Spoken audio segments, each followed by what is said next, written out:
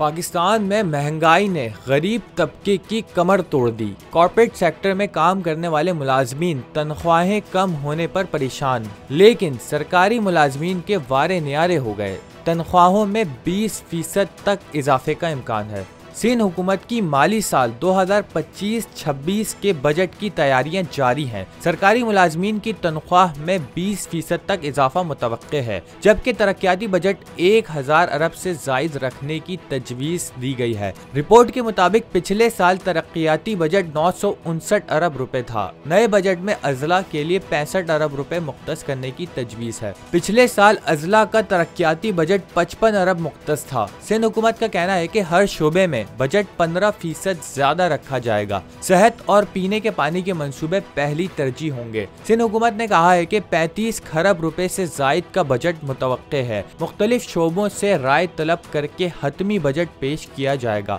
वजीर आला सिंध मुराद अली शाह का कहना है कि विफाक से बजट में सिंध के हवाले से मिलने वाले फंड्स के बारे में अभी कुछ नहीं पता। हमें नहीं पता कि विफाक हमें अगले माली साल में कितना हिस्सा देगा।